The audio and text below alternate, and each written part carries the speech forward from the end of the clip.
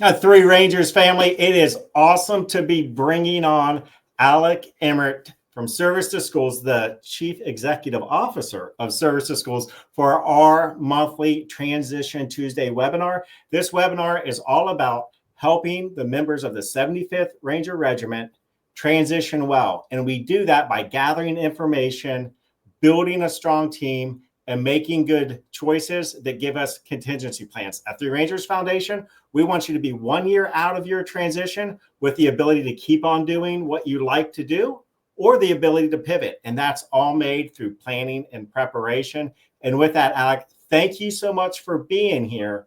But Service to Schools is the gold standard. It is the gold standard in peer mentorship with helping folks get into their college of choice. What is the secret sauce to Service to School? So the secret sauce is you all, like the veterans.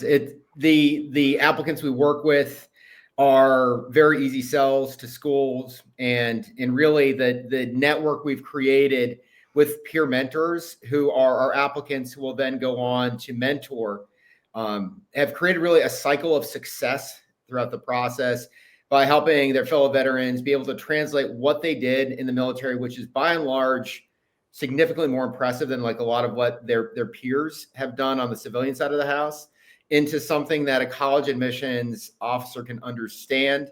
And that understanding of just what those veterans have accomplished makes them very easy sells for admission. Well, and first of all, we want to thank you for being here for a lot of reasons. You are currently on your annual training exercise right now as a foreign area officer in the Navy. So thank you so much at this very late hour your time for making this a priority for our Rangers. How did you get to this point? Because your journey from transition to now is a kind of an interesting one. Yeah, so I mean, I was a Navy vet myself. Did not have the honor of serving with the 75th. I did go to jump school back in 2004 through a Navy exchange. That was fun. So I've got I was a submariner, so I've got the very unique combination of dolphins up, jump wings down on my uniform. But yeah, 8 years active duty in the Navy. Did subs, and then I spent some time overseas on what we call shore assignments. I believe you all call those B billets, but where I wasn't, I was kind of working on a staff, but ended up doing some private sector work, went to business school at Wharton, got out, did McKinsey for a couple of years, and then was offered the role of Service to School CEO.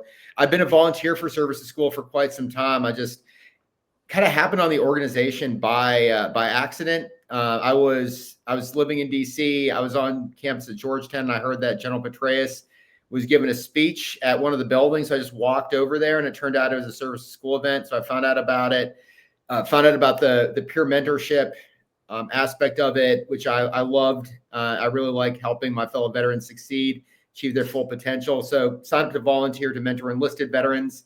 I then applied to business school, and I got a mentor myself. So he was actually Army vet. He was a 160th guy, Night Stalker, one of the smartest guys I've ever met.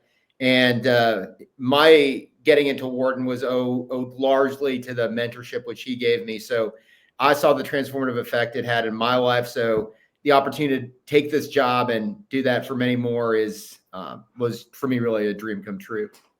And I mean, you're speaking our love language here in our Ranger community, because everything that we do is based on mentorship. Really, that idea that when you leave the military, you got a connective tissue or fiber back to the boys, right? Or the girls, right? Back to the unit matters. And those really aren't super developed. So for us, we use peer network to help in transition. And that's why, honestly, we love y'all. So talk to me a little bit about the challenges then that you've seen folks face, specifically veterans face, when they're trying to go to school, especially if they're trying to go to school for the first time. Yeah, so I'll tell you. So the big one is self-doubt. And a lot of times, we'll show some stats up later, but veterans, we're not typically part of America's 1%, the people who we tend to think of going to these Ivy League colleges when that isn't the background that we grew up in. But the bottom line is we've got the IQ to do it. It's just a matter of really believing in ourselves and what we feel at Service School, like a big thing that we do is just help give people that inner confidence that they have what it takes to succeed at these schools, and give them the courage to fill out that application and really go for it. And again, like we talk about the stuff that we've done in the military, and especially you guys in the 75th, how when you're just putting yourself in the shoes of a college admissions officer who's looking at an 18-year-old who's gone to a standard school, maybe played some sports in high school or something like that, and comparing it to someone who's jumped out of planes, past Ranger School and all that kind of stuff, served overseas, solved problems in difficult situations, put rounds down range, all that kind of stuff. That incredible experience that a veteran brings to campus compared to what a peer would be able to do is just really such an easy sell. And that's the big thing that we try to get our applicants to see, is the value that they have and bring to schools. And when we're serving in a military unit, we're like, everybody's like me, everybody's a Ranger, or I was a submariner. Oh, like everybody's a nuke, everybody's a submariner. And so you don't really feel special or gifted, but the reality is that you are. And when you take yourself out of that ecosystem and put yourself in that college environment, you really stand out. So, message I have for you all is definitely, if you see yourself wanting to go to that elite institution and really kind of putting yourself on a trajectory for success, you've got what it takes just by virtue of having done what you've done in the military, and we'll help you get there. Alec, what I really love is the fact that you don't ignore the facts, right? And Rangers are kind of known for being a little introverted, kind of, I think what's the INTJ on Myers-Briggs, which can come off as very abrasive leadership, because we like facts. And so the idea that you got 2/3 of folks are first generation students, right, with a history over time of veterans with low graduation rates, and then starting and not finishing. I mean, you're really attacking a problem by building a team structure. Yeah, and that kind of the first generation piece speaks to the challenge that we face, and really that kind of self-belief. Because if you're, and I'm a big believer in, 70% of the population has got an IQ between 85 and 115. We're all about the same. It doesn't matter how much money your parents had or where they went to college. And unfortunately, a lot of times people who come from privileged backgrounds or the parents went to college will kind of push them in that direction. And people who didn't come from that background, again, like we talk about that self-confidence thing, will think that they don't have what it takes, or even really have that foundational knowledge or family background to lean back on and get advice from your parents on what schools to apply to and things like that. And what even really is a good school, like a brick and mortar school versus a for-profit school, things like that. So that really lack of generational knowledge that a lot of veterans have holds them back. And we try to solve that problem by creating our mentorship network. And we'll talk about for-profit colleges here in a little bit. And it's not all bad. I will give you a little bit of a cheat code about them. But at a high level, if a college is a for-profit institution, there is only one thing they're really after. It's money. They're not trying to get you in there to find a program where you'll succeed, because to them, you equal one thing: tuition dollars. They don't really care about you graduating, because as long as you're paying those dollars per credit, they're achieving their goal. Their goal isn't to graduate you. Their goal is to get money from you. There is a little bit of a but there. We might talk about that later on the grad school side of thing for you guys. But for the most part, if you're looking to go for an undergraduate degree, it is very important for you to look for that nonprofit institution, and because you'll have a better chance of succeeding when you get there in terms of graduation. Well, let's talk about like just the sheer volume of people that you help, and kind of the evolution of service to school as well, because originally I believe it was mostly undergrad, and the graduate network wasn't developed as much. But we're talking about helping thousands of people and increasing graduation rates. What are you most proud of as the organization has evolved with kind of the people that you're helping? Is it your reach? Is it just those college graduations? What is it?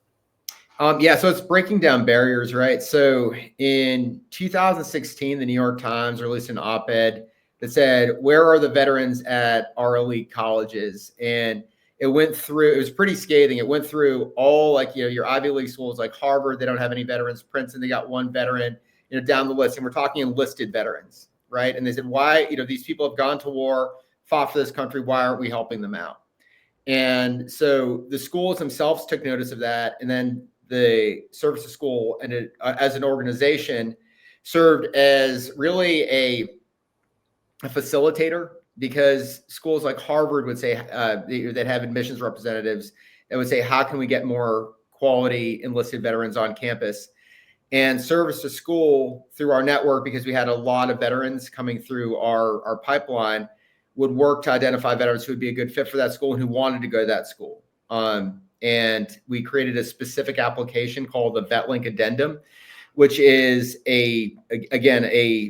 really a bolt on to a standard application. But what it does is it forces the veteran rather to translate their military experience into something a civilian admissions officer with no military experience can understand. So, for example, it'll ask you, what military school did you go to? Okay. And then describe the school. And so that'll give that admissions officer an understanding of your academic foundation. Also, it'll ask, what awards did you get? And then what did you get them for? And so and then when they look at different veteran applicants, they can understand just kind of the magnitude of the work and success that they've had in their academic potential. Because, just give an example for me as a nuclear, like I've done it all. Like I've gone to Wharton and all that. Nothing was harder for me academically than nuclear power school. And the enlisted nukes I worked with were some of the smartest, if not the smartest people I know. And I have no doubt that any one of them could have gone to MIT and crushed it. But the school like MIT wouldn't necessarily have understood what Naval Nuclear Power School is until that veteran fills out a course description. It's like, what did you learn? Oh, I learned water chemistry. I learned heat transfer, and just a discussion of that. So and that was around the 2017 timeframe. So we're looking at over 8 years.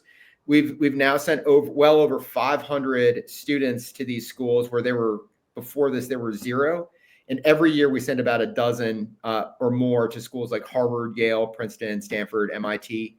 And the admission rate of those veterans at that schools is often 5 to 7 times the traditional rate, which really speaks to the talent of our applicants and the quality of the advice they're getting from our staff and our advisors. No, and of course, another great part is that, of course, all this stuff is provided for free. But you have 100%. A methodology, right? You all been doing this for over a decade. Yeah, you've matured your process and your methodology. So talk through what if I signed up, if I wanted to go to a top tier or even a good state school. I mean, or I just want advice because I'm a first generation person and I really care less about how high rated the school is. It's just the process could be intimidating to me. What is your kind of methodology, and what can I expect to receive if I signed up and asked for assistance? Yeah, awesome question. So the bottom line is, as soon as possible, if you go on our website, you get in our system and join our mailing list. And the first thing you'll get is you'll fill out a basic basic questionnaire that says basic data, like how much education have you completed, when are you going to be separating from service, what type of program are you interested in, and it's like it's just to give us an understanding initially as to where you are in the process and where you need the most help, because some people will have not taken any college classes and they'll be 4 years from separation, and just be thinking, hey, like, what am I going to be doing, and what kind of college options are out there? And that just becomes more of a conversation. But what that does is that gets you in our system, and then it gives us a reminder as to when you will likely be applying to college. So we'll re-engage with you towards the end of your enlistment.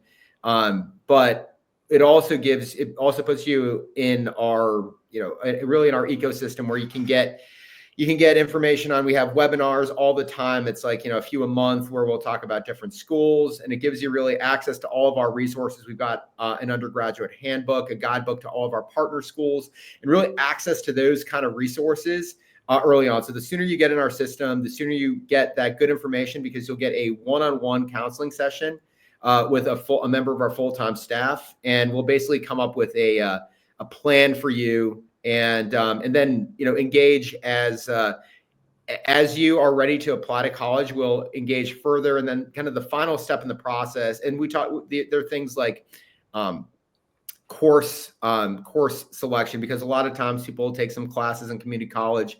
The questions are, what kind of class should I take in community college if I want to make myself competitive for X school? And a member of our staff will be able to provide that information to you. And so that all gets you kind of down to the home stretch. If you look at this like, a mile run, you're getting to that final lap. The final lap is when you're submitting those applications. And at that stage, you've got, if you have to take standardized tests, you'll get your tests done. Your tests will be done. You'll have all your college prep work done. A lot of times folks will take, community college classes, online classes, stuff like that. You'll be ready to apply. And once you're there, you'll be paired with that near peer mentor who will really take you the last, kind of like that last leg of the journey, where they'll be working on your college essays, buttoning up your college choices, and then helping you out choosing people who will be writing your letters of recommendation and all that good stuff. So really that kind of like last hurdle is done with the assistance of that peer advisor. And again, like the way we work that system is it's a fellow veteran, someone who's been through that process before, and then the expectation is you're a mentor. You will then mentor someone. That person will then become a mentor themselves, and we start building this pool of ambassadors, and that's ambassador mentors, and that's how we've been able to succeed as an organization. Well, and Alec, we've realized that too within the Three Rangers community, because initially, we had an older population who initially signed up to be mentors, which is wonderful that they wanted to stay connected. But now we have the ability to give our folks not just the higher level, these are the career decisions and you can make it. And this is what I experienced, but we also have those guys who maybe shifted their job within the last week. So that relevant experience and something like education that can change so quickly in the admissions process, that's just invaluable. Yeah. And I do want to go back to one thing you were talking about, is the value of going to a state school or a school that's right for you.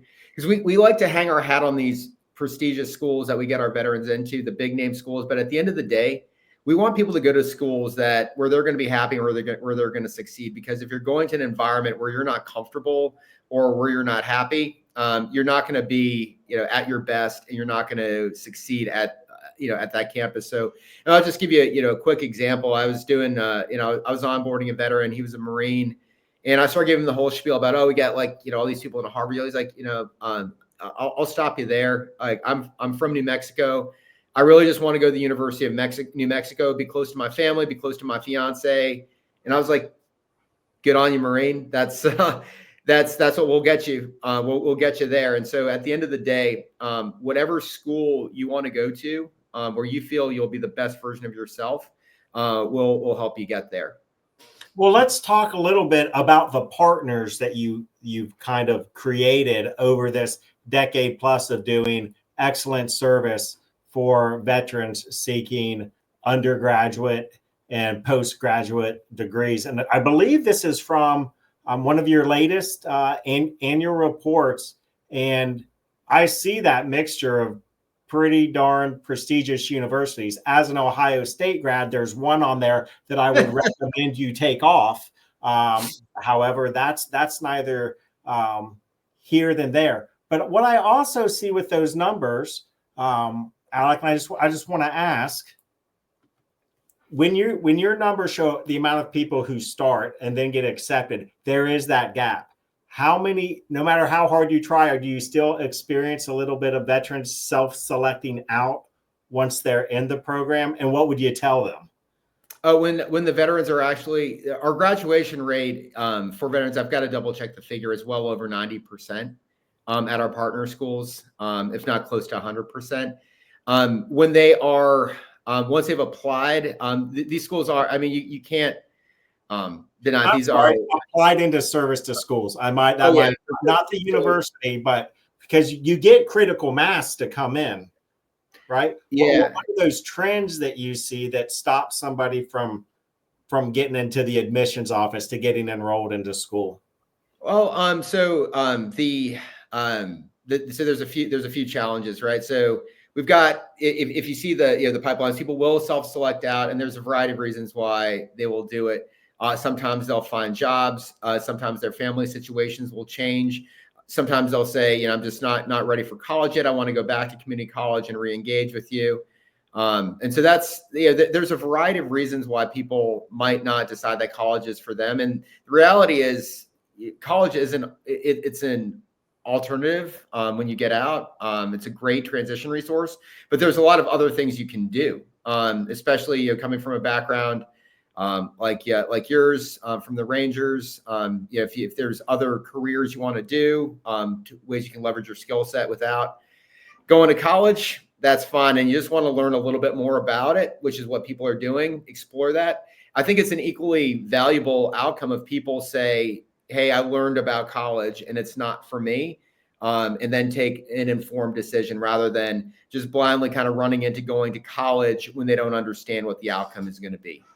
And to go back, and I just wanted to show this to reiterate, when you look at not just the graduation rate, but 94% of the graduates going to grad school or immediately employed. Like, if this is a drug or a stock, I want to buy it, right? I want that all. But I think it goes back to, it's because somebody asked for help and then they utilized it. Yep. You know what I mean? Like, it's one thing to have a resource, but that's really, I think that's like your secret sauce. You said the veteran. Yeah. The veteran who then does something. Yeah, absolutely. And that's the biggest thing is just really putting yourself out there. And because it's tough, right? Because you're going through that college admissions process. It's selective. It's challenging. You've got to put a lot of work into it. And these schools are hyper selective. For veterans, we get, a higher percentage in, but it's still very, very competitive. And you're opening yourself up there for rejection and really kind of getting that fortitude to do that. Now, what I will say is that we have had a lot of success with people from special forces backgrounds, because when you think about it, if you have the guts to go to Ranger School or go to RASP, you're probably going to have the gut, because there's a pretty high failure rate there. You're probably going to have the guts to throw your hat in the ring for an admissions to a selective college as well. So that's one of the reasons why I'm really excited to talk to your members here at 3 Rangers, because you're the type of people that we've seen who have been very successful, not only in having the guts to apply to school, but having the grit to grind it out, and then succeed when you get to school. Even if classes are tough, you'll have the inner fortitude and the character to kind of push through to succeed. All right, I got a final question for you, and this is very topical to our Ranger community. We are beyond blessed that our regimental leadership has decided to put an education counselor in each one of our battalions. It has absolutely been gangbusters. And then our leadership went ahead and made the markers of how much college our non-commissioned officers had to attain for different ranks and duty positions. I mean, that is such a game changer.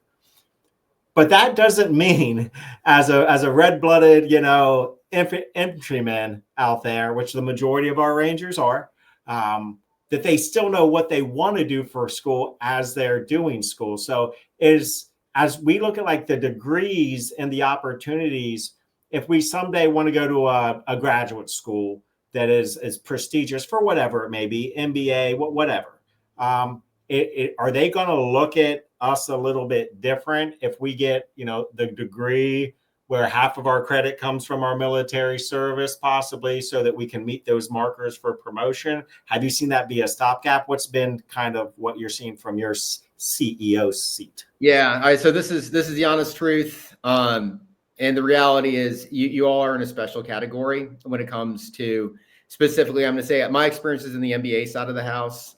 You are given a little bit more breaks in that regard when it comes to expectations of undergraduate degrees, right? And so, I've spoken to leaders at different business schools, and they have told me that the bottom line is, coming from a special forces background, getting that undergraduate degree, they don't really care where it's from. The most important thing is that you've shown the capability to succeed academically. So like you got to have gotten good grades at that school. And that's kind of where I was getting in the for-profit realm and all that. And if you just need a degree real quick because you want to go to grad school, and if grad school is the end goal, I will tell you, get that graduate degree by, as fast as possible, get good grades in it, and you will be every bit as competitive for a spot at a school like Wharton as someone with a Harvard undergrad. Now, again, if your goal is to just finish your undergrad and do something with that, we highly recommend going to those selective schools. But if that end goal is that selective grad school, just get that undergrad degree as fast as you can.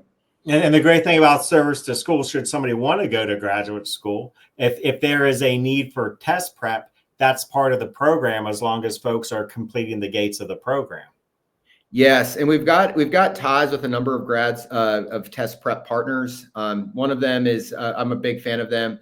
They provide I'd have to double check the figures. It's on the neighborhood of $200 for a full GRE prep course, and GRE is the basic grad school test for veterans, and it's specifically for veterans. And so I was talking to their lead, and they actually lose money on it. But I can vouch for them because he personally got me the score I needed to get into Wharton, and I'm not academically gifted. So they're really the best out there, and they'll do it for like $200 odd. So if you're looking for test prep, we'll be sure to hook you up as well. That's fantastic. Once again, thank you for your time.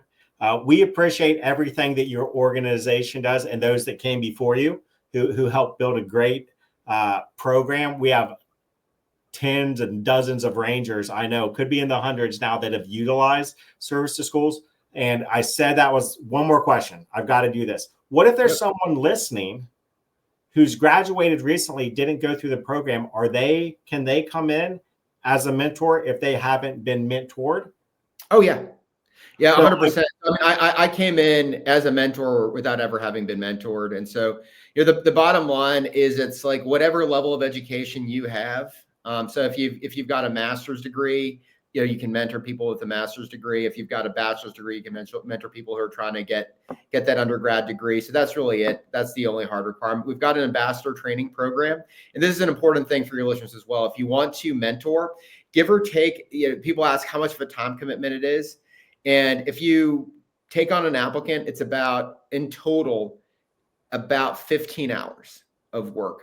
But that's 15 hours spread over about 3 months. So give or take, it's about an hour a week. Obviously, it doesn't work out to be that hour a week, but it's like, 1 week in a month, you're going to spend about 2 to 3 hours reviewing essays and taking calls and things like that. So at the end of the day, it's not, in my eyes, it's not that huge of a time commitment for the impact you can have on someone's life. Like I've done dozens, I've lost count of how many people I've worked with.